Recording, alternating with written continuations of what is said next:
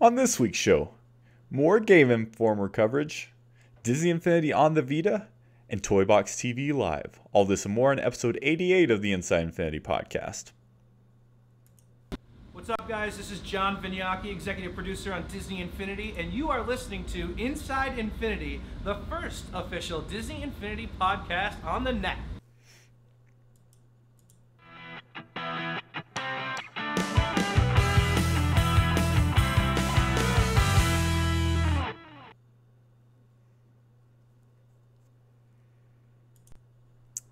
Hello, everyone. Welcome to Inside Infinity, episode number 88.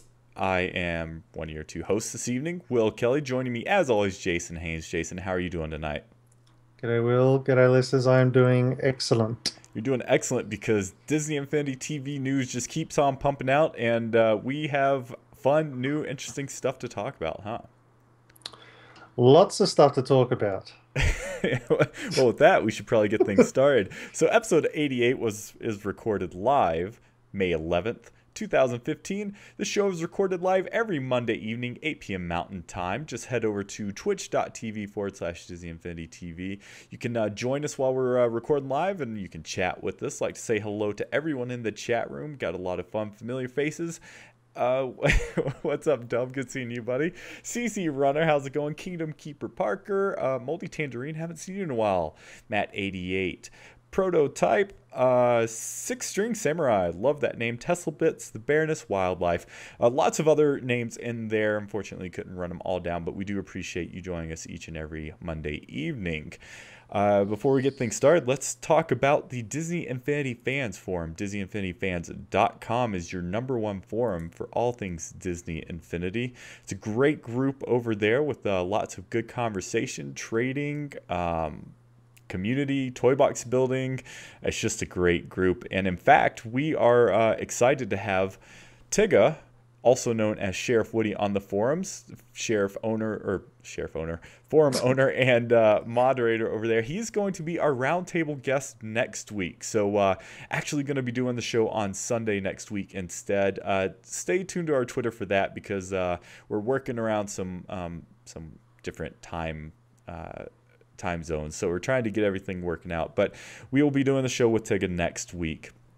Also like to point out our Patreon hero in our Patreon Hall of Heroes, John Crocker. He is one of the few, actually he's the only person to have given us a certain amount in Patreon, and we do appreciate all of our Patreons. If you want to know more about our Patreon, head over to patreon.com/Disney Infinity TV, and you can look at our stuff and what we provide with that and help us out a little bit.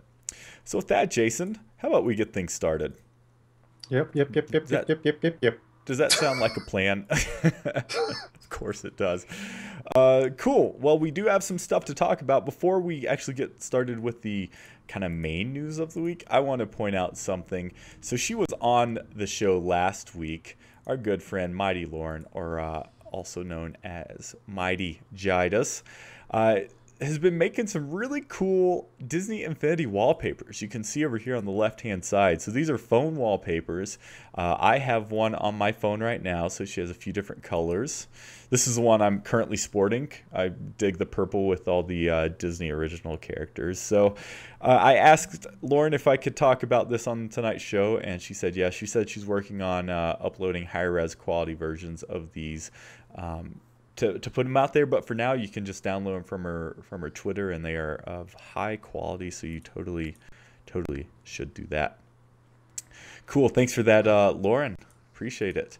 Next up, Jason. So the Game Informer coverage continues. So this is something that we discussed at length last week, partially in our trailer breakdown, but then also just on the news section of the show. So if you head over to GameInformer.com, you can look for the Disney Infinity section.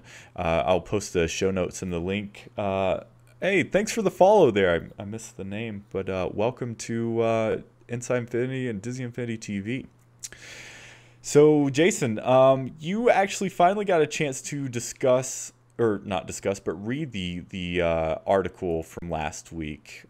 Last week we were talking, and unfortunately, I was the only one that had gotten my hands on a copy. What do you think of the coverage that Game Informer is doing this month on Disney Infinity?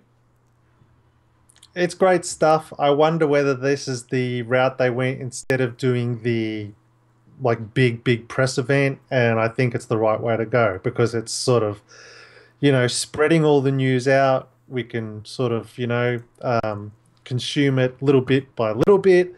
But the actual written article itself is an excellent article. I think that it's a really good way to go to sort of promote the game. But I guess I've got a few more extended thoughts on that I'll discuss when we look into when we talk about the Toy Box TV Live stuff later on. I'll go into a bit more detail with those thoughts, but ultimately love what they're doing. Awesome. So and they also released a new video today, and we are shortly after the roundtable. So we have this show, then we have the roundtable right afterwards.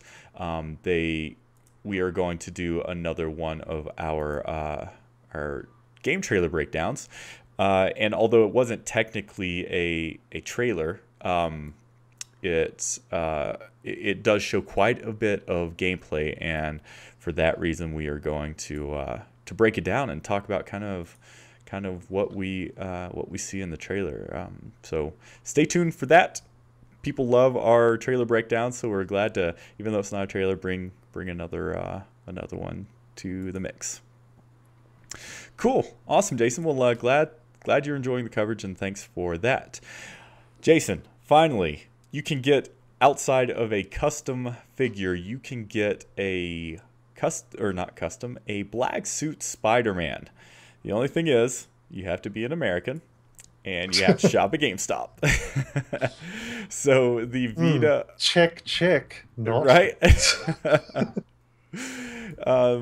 Disney Infinity, this last weekend there was a event at GameStop, and it also coincided, I assume they had the event because it went along with the Vita version of the release of the Vita version of Disney Infinity. So here it is on screen. So you can get the starter pack, which comes with Black Suit Spider-Man, and it comes with the Marvel Toy Box game disc and the Spider-Man playset. So all of that for $60. Been hearing mixed things about this, Jason. I've heard from the only person that I know that has the game, and that's Pirate Steven, of course. Says the game's kind of buggy. He said that there's a bug in the game that plagued the game on release, and he said it was a really frustrating game, or a frustrating bug, and he's saying that it is still in the game. So he's like, that's the only one that I've noticed. I have no idea what other bugs exist in the game, but regardless, that's pretty worrying. Chad, if there's anyone in the chat who has the Vita version of the game, let us know what you think. He didn't give me any comments about the controls or anything like that. I assume they're pretty good. The iPad controls work pretty well, and that's a mobile device. So yeah. So Jason, what do you think? I mean, is this something that you wish you had access to? I know you have a Vita. Do you wish that the Vita version was over there? No, not at all. Not at all. It's absolutely pointless as far as I'm concerned. Like, it's... Well, because you can remote play with your PS4 with a Vita. So, like, if I wanted to play Disney Infinity on my Vita, obviously it's somewhat tethered to your own home to do that. But I would do that and get the full power of the PlayStation 4 on my remote device. Not to mention that obviously you can do the same thing with an Android phone. And of course, then, as you've said before, really, you'd be better to go the iPad route with a remote, with a controller, so to speak. So I just think this was like pushed out the door just to fulfill an agreement or whatnot. It's pretty obvious that the Vita was missing from the 3.0 lineup release platforms. And so I think it's yeah, unfortunately, I just think it just did not wasn't. I think it's probably was in a bit of development hell, and that's just the way it is. And probably not going to get another one. Let's see here. Infinity Gurus in the chat saying that they saw someone on Twitter saying that their Bluetooth base wasn't working properly. Prototype 0115 saying the port runs well on the Vita, but the frame FPS drops on PSTV, especially on a larger screen. So that's that probably has something to do with the streaming of that on the PlayStation TV. I've read, Jason, that people who do remote play the standard version, that the controls aren't that great. Yeah, no, the controls suck, and I'm interested. I'm interested to find out if the controls are different when you're playing the game natively on the Vita. It just seems a real misstep. I don't understand what you got a portable device. Why wouldn't you put in all the portable features of the other devices, like the virtual figure base and stuff like that? It seems pointless having to have this on a portable device to have a base. So if I'm in the car or on the plane, I've got to take my base with me. Where am I going to put that on the plane? It really was just a silly idea to put it on that platform in the current way that they did. But if it was working flawlessly, I'd certainly take it. Totally. I wish the portable base, the Bluetooth base, wireless base was available for the console editions. Lloyd in the chat, who's on last week's show, saying on the DS you can preload in your Skylanders and take your DS/3DS on the road since it's portable. So that's kind of a cool idea as well. Or just do it like the iPad version and have it connected with the web codes, and then you just have them all whenever you want. This is probably... It would have been a great platform because it's got the built-in controller. Yeah. I'm not saying I'm just saying in its current iteration it's bad, but if it had have been really good, or is at least as robust as what the iPad and Android version is, it would have been the best platform to play it on if it didn't have the separate base, because you got those controls built in, and and you don't need extra peripherals, so to speak. Yep. But anyway, it's out, not here. Could not agree more. Yep. We will get Pirate's going to be back on the roundtable in just a little bit, so he will give us a few more thoughts on that. Cool. Next up, Jason. So last week they announced it on last week's Toy Box TV, which was last Tuesday, because it was for the announcement. Toy Box TV JV and Allison mentioned that this new thing they're doing each and every Friday, it is going to be Toy Box TV Live. So I'm going to bring up an article here. So this is from Diz Kingdom, and they actually broke down, they recapped the whole event last week. So it ran for about an hour. You asked me what I thought of it. It was a good introduction. Did you have a chance to go back and watch it, Jason? Yeah, I watched it all. I loved it. Okay.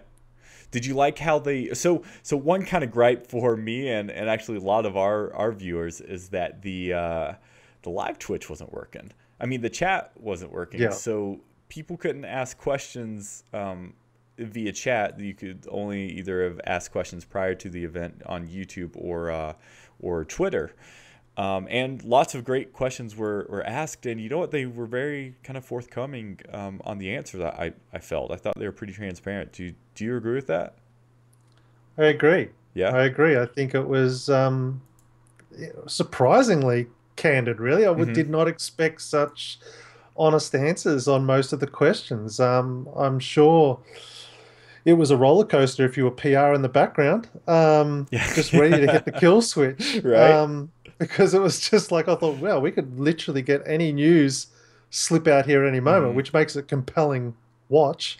Especially since they had many members of the development team kind of come up and answer questions, and they haven't gone through as much of the PR ringer as JV and Allison. Yeah, definitely. So, I mean, look, they're cutting into our gig. I don't know if this is a DITV takeover attempt. I don't know. But well, first it was Toy Box TV, and now it's live Yeah, I broadcast know. where I know Lloyd said the exact same thing. He's like, "So what's going on? Are they encroaching on us?" And we're like, "Don't It's all right. We've got the 100% monopoly on Australian, so worry." we'll be fine. But I think it's amazing. I don't know. Are we going to go into the details about Yeah, what the sort of the things that came out, or? yeah. Let's hit some of the big pieces here. So they showed off the packaging, which had been leaked before, but it was kind of cool. The only problem I had with this was that it was a very static camera, and so there's no switching or anything like that, so they didn't zoom in on the packaging. They did say they couldn't show off the Han Solo on the back of the Han Solo packaging because there were characters that were on there that haven't been announced yet. So that's pretty exciting. It means we're getting what's presumably some additional Star Wars characters. Also confirmed to clear up some confusion from last year. There's only going to be one starter pack. So Jason, I know we've talked about the multiple SKUs a lot on the show. Do you think that's a good solid change there? Oh, definitely. Like that's absolutely the way it needed to go. It was seemed as a very strange move in the last one. More so, although actually, no, you could buy the figures individually, couldn't you? When the Disney starter set came out, you could buy them And the same play time, sets. buy them individually if you didn't want to buy the play set. But you Right. couldn't. Well, certainly here you couldn't buy the toy box games individually.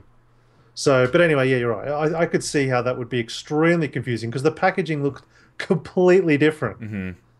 So good move, single skew, love it. It also looks like that that it looks like we're probably going to get the option to buy it digitally day one Yep. as well, based on the fact that hopefully that's the way it is. Hopefully, someone like myself who's staying on PS4 can just buy it digitally and go out and buy the playset individually. So it'll be interesting to see what that cost comes out Yeah. as that, but yeah, we'll see. Yeah, I think they said that live, if memory serves, and that's also what this recap is documenting. Yeah. Jason, I do think we're safe because Lloyd's saying we have the Vegemiteopoly on this show, and Matt88 said this show has the rants. I'm not going anywhere. That's true. No one can rant like we can rant.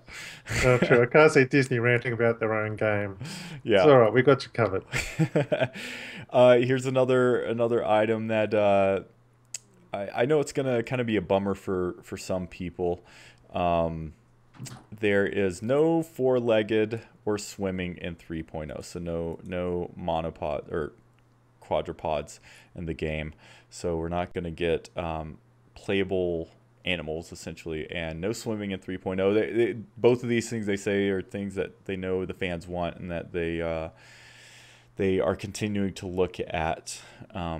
I could have something for my wish list for 4.0. Yeah, So that's all right. totally. Welcome, Brooke. Thanks for the follow. So here's another thing that they took out from last time, Jason. 1.0 characters are not going to have full upgrades. The thing I'm confused about this, and let me know how you think it's going to be. I kind of got the impression they're not getting upgraded at all. Kind of like they got the middle upgrades last for the last time. Well, it's a strange comment, but I don't. They are in the sense of, and again, I can't remember. I don't know whether it's further down the list, but they did say that all the previous like weapons and that will get the same upgrades to what the lightsaber technology is. I think it's more so of a case. It doesn't sound like there's any additional features to figures.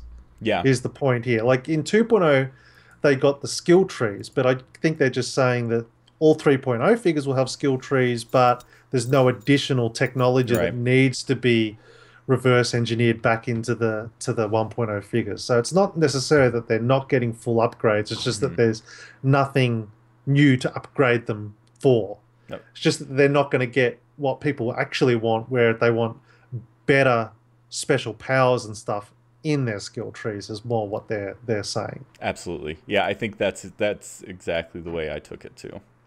Yeah. Here is a bummer and something else they've continued to talk about. So playsets will still not be forward compatible. It's something that, you know what, it's a want of mine, but I recognize the technical issues that comes with this. And I guess if I had to choose, I would rather them focus on new playset experiences and instead of bringing forward compatibility to old playsets. But if that wasn't a choice, then I would obviously love those old playsets. I would love to play Pirates again on the newer hardware. Definitely. This is an exciting one. PowerDisc, they're going to be presenting PowerDisc on a future episode. So they didn't say if they were going to do all the PowerDisc or not, or just some of them. But they are going to be showing some PowerDisc off soon. I assume that means physical. I doubt they're going to actually show them in-game. Who knows? No, we haven't seen anything of a power disc yet, so that'll be good to see, just to see what it looks like. I'm assuming they'll be exactly the same, but yeah, totally. You never know. Here's another real bummer for me. Still only 4-player, so maximum of 4 players online in the toy box. The co-op, though, is still only 2-player offline in the playset. So, I mean, Jason, I don't know if you want to rant for me, but this is almost inexcusable. I said last week how we're running out of things to complain about, which is awesome. But this is a huge complaint I have, because I think that any modern game that has any level of co-op built in should be a requirement for that to be online. I mean, it's baffling to me. I recognize the technical requirements for that, and that's not an easy thing to do, but it's expected at this point. Do you agree or disagree with that? I 100% agree. I can't understand why 2-player online play sets is not a thing. Like, seems like that shouldn't be that difficult. Right. But who knows? I guess if anything, I mean, at the end of the day, it comes down to gameplay as well, though. I mean, if the gameplay that's there isn't designed for 2 players, then there's no point in having 2 players. But yeah, it is disappointing. I would have liked to have been able to co-op through some of the campaign stuff, and I think ultimately it adds playability to your playsets, because you get to experience it with friend A, but then you might want to go play through it again with friend B. So I don't know, maybe again, we are talking about a 1-year cycle here, so that's got to play into the issue as well. So we'll see. Definitely. CC Runners make it a great point. So the PlayStation has a feature called SharePlay, and that literally is like a virtual couch co-op. So if you have a game that is split screen, so in the form of Disney Infinity Couch Co-op, you can actually share your game with someone across the internet, and the 2 of you can play split screen across the internet, where player 1 is the hosting person. So like, say Jason's sharing his playset with me, and then I could be controller/player number 2 playing split screen. So that's a kind of a workaround, but that's only for the PlayStation 4. Cool. Sure. Yeah. Awesome. So they would not confirm a collector's edition, but they practically confirmed a collector's edition. JV is like, he said something really, I don't know, kind of dodgy, something to the effect of there'll be an announcement later on, but they can't confirm a collector's edition. So a collector's edition's coming, which is, I don't know, if it's better than the Frost Giants, which I assume it's got to be because it's Star Wars, and it could just be any number of things that would be awesome for collectors, then I don't know, I'm kind of excited about that, see what they do with that. And I think it'll be multi-platform. I think it'll be available for Xbox and PlayStation. You think? Yeah. Okay, that'd be interesting. It'll be interesting actually to see if there is a close partnership with Sony again this year, and if so, if they say anything at Sony's E3 conference again like they did last year. Very interesting. But yeah, that's a good call, having it multi-plat. I could totally see at least that piece of it being multi-platform this time. I think it burnt a lot of people. The whole exclusive Hulk thing, timed exclusive Hulk, I think really annoyed the Xbox fans. So I think, in a game that's still not necessarily leader in the market, I think the path of least resistance is probably the best place to go. Yeah. Mad88 is hoping the collector's edition will be the Millennium Falcon. How cool That'd would that awesome. be? Like like the old school Yeah, open top Millennium that'd be Falcon. awesome. That would be awesome. That would be cool. Um, Sonic Photos saying collector's edition is a Jar Jar bust. Thing's gonna fly off the shelves. Too funny. We're getting down to the end of the list here, Jason. So let's run through these last pieces. There will be an ultimate unlock for 3.0, surprising no one, but good to see that. Mickey can summon help from his friends like Goofy, Pluto, and Oswald as an attack. That is freaking cool. It is, but it scares me because I no want figure? Goofy and Pluto as figures. Yeah. Well, okay, so let's think about it. So there's a Yondu power disc, and there's a Yondu figure. Well done. Fears squashed. Lovely. Yep. Awesome. That's what I do. That's what I do. I calm you down from the ledge. That could look really cool, actually. I'm looking forward to seeing that. Awesome. Let's see here. Yeah, I'm excited. Oswald, dude. I love. I don't know if you ever played the Epic Mickey games, but that was my first introduction to Oswald. Since then, he's become a prominent character in the park.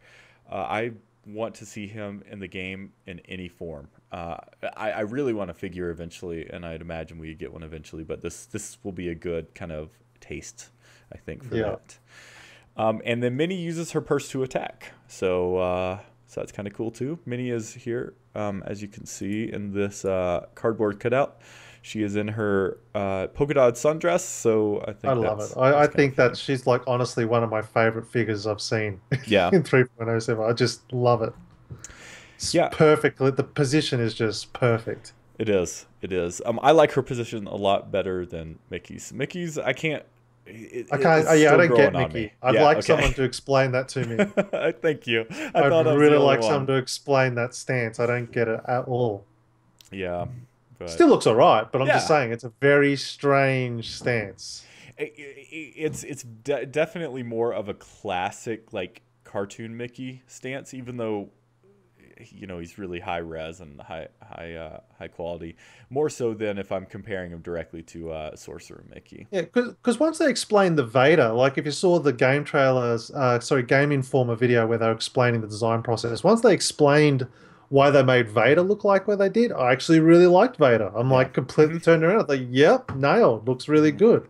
I want that same speech from the designer guy to tell me about why that Mickey Mouse pose was, like that, and then I'm sure I'll be happy because these things don't just, you don't make a mistake on your mascot. Mm-hmm. So I'm sure there's reason for it, and I look forward to hearing it. Absolutely, especially your main mascot. Well, I guess that's your only mascot, but arguably the most important character to the Disney name. All right, Jason. Well, that is it for this week's Toy Box TV Live. Depending on what we have to talk about throughout each week, we will definitely try to mention at least the highlights of these, barring we have time. But if it's something that's really important, we are going to mention it each and every episode. So if you don't have a chance to watch them, you know where you can go for the trusted news, which includes all of our trusted rants. Yeah. Jason, that's it for the news this week. But before we let everyone go, you worked up something kind of cool that I want to show off. We have a few minutes here, and it's awesome. It's a parody trailer. I got some stuff to say after that. And Jason's. Should we wait? Should we do this after? Do you wanna say something first? Yeah, let's do it after. I'll say what I'm going to say first. It sort of flows on from Toy Box TV and thing. I don't know about yourself, but I listened to a fair chunk of podcasts on the net as far as gaming's concerned, and I've been keeping an eye on the websites. And I don't know whether you've noticed, to me, it doesn't feel like a lot of the mainstream gaming websites and stuff, there doesn't seem to be an excitement about Disney Infinity 3.0. I don't know whether you've noticed. To me, I feel like it's going a bit under the radar, copying a bit of the old, it's a kiddie game, let's not necessarily get excited about it.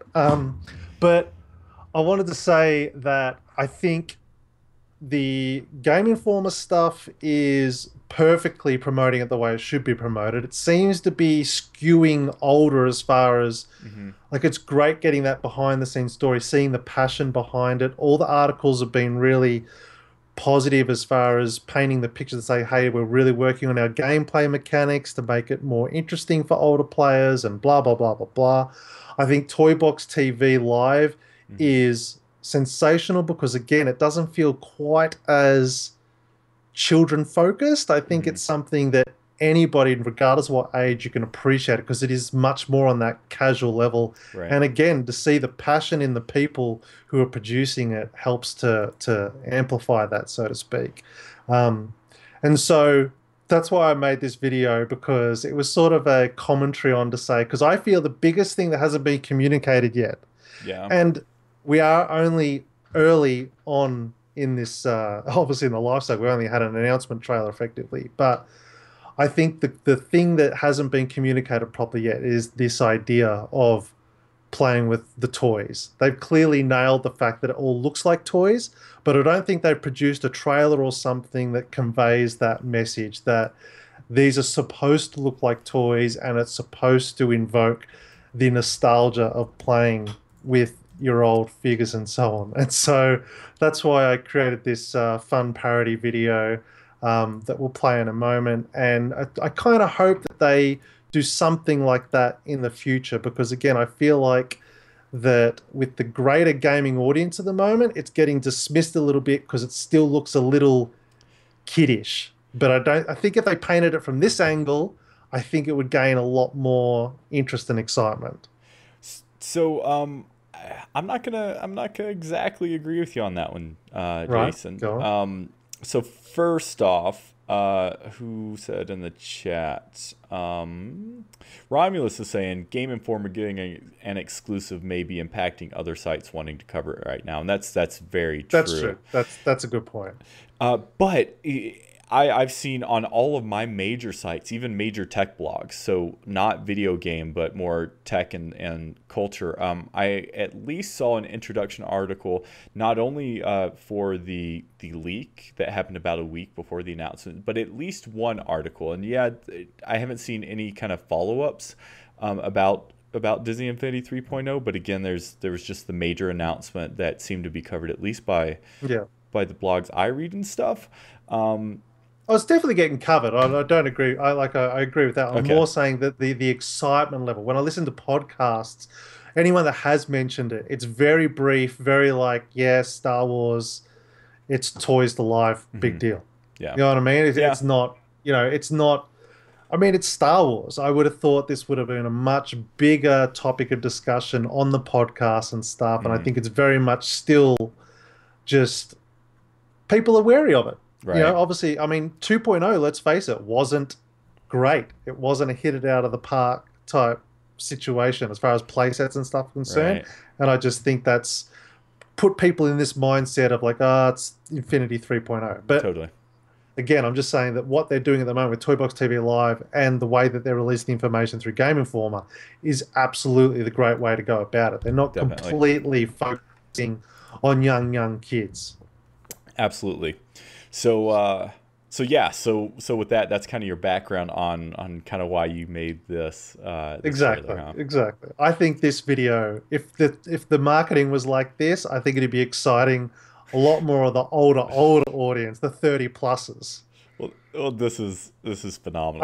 I have no answers for the 20-somethings, but if you're over 30, I think this would pump you up to get this game. And even if you're just like an old school Star Wars fan, you're probably gonna dig it. So without further ado, let's go ahead and roll this Disney Infinity 3.0 retro trailer created by Jason Haynes. Maybe. There we go. Star Wars. You and your children loved it. Now, the Earthlings at Kenner have asked my associate and me to present the Star Wars collection. Truly remarkable toys and games for your children. What are you so excited about now? My goodness, the Star Wars TIE Fighter and X-Wing fighter. Now your children can relive our great space battles or collect our wonderful Star Wars companions with Kenner's Star Wars action figures. R2, it's a little you. Kenner's new radio-controlled R2-D2 anyone can command. Ah, the Star Wars land speeder that moves like it's floating. And here's Kenner's Death Star space station, 4 floors of action. A trash compactor, too. Listen, R2, that's the Star Wars electronic laser battle, a game of speed, reflex, and reaction. These and other toys and games in Kenner's Star Wars collection are sold separately. Batteries are not included. May the Force be with you and your children.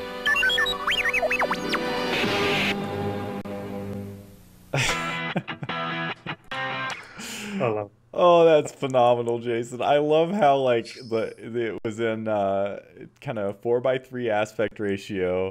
Yeah. How it had the old school VHS filter on it. If I was in charge of marketing, every new figure would be a similar trailer to that, where it's here's the character, and I want a shot of young kids playing with the physical figure, and then I want them to go over all the features of that character in the thing. I just think it's amazing. It's so absolutely cool. Amazing. It's like a combination of those really cool Smash Brothers character introduction videos mixed with, again, just playing on this toy side of things, I think. Because I think I mentioned this last week or not, but they're literally, in my opinion, the only actual true Toys to Life platform. Like, they're the out of all the Toys to Life properties, this is the one that I feel like the figure looks like a toy, and is very much, you put it on the base and that toy comes to life. The whole game is supposed to feel like toys. So I don't understand why they don't play more on that that aspect of things. That everyone says that Disney Infinity have the best Toys to Life actual figures anyway. So I think, to me, advertisements should promote the actual figure and the gameplay simultaneously. Totally. Absolutely. J-Pals, Toy Box Mentor, is saying it's an awesome trailer. Latin Soul is saying, you're a genius, Jason. Love the video. You can't say things like that with Jason. That's So yeah, so if you want to see, I would say a better quality of that, but no, because it's still in that like grainy VHS style, which is awesome. I was getting so inspired. I would honestly, as more footage comes out, I'd love to make more of them and make ones that are specific for the AT-AT and the Millennium Falcon. I just think, sorry, not AT-AT. AT-AT, sorry. I've got to brush up on my Star Wars. I'm going to get slammed in the coming months. But anyway, that was super fun. Well, you just confirmed that you're gonna make more of these. That's what you just committed to. So I want to. I love them. If they had a launch with that trailer, you couldn't stop the amount of money being thrown at the screen. Totally. Well, good work, buddy. That's awesome. You can check out the video in a higher quality on our YouTube channel if you wanna see it again, which I highly suggest you do. Good work, man. This is fun. I'm really happy and excited that we have Disney Infinity new stuff to discuss, even if sometimes that's just going to be trailers that you and I break down or new trailers that you make. What do you think? You happy that we're in the season? Thanks to Toy Box TV Live, I'm guessing we're going to have a lot of content to talk about each time. So make sure that you ask all the really hard questions on that live stream and give us stuff to break down even further. Absolutely. During our show, make the content for us. So Putz is saying, Jason, you gotta do something with the Star Wars Christmas special. Lock it in. Okay, have to. Awesome. Great. Well, Jason, thanks for coming on this week's show and helping me co-host as always. We're not done for the night, but I think we're going to be... I'm looking forward to the trailer breakdown. Very much excited about that trailer. Can't wait to start breaking it down with you later on. Yep. So everyone stay tuned for that. We appreciate everyone joining us in the chat room. D.I. Bree, a new follower, said, good work, guys. We're dialed in, and they enjoy the show. So thanks for tuning in. Thanks for everyone else who tuned in via Twitch. But stay tuned because we're going to have more in just a little bit. Thanks again, Jason, and thanks everyone out there in internet land. And until next week, we hope your week is filled with infinite possibilities.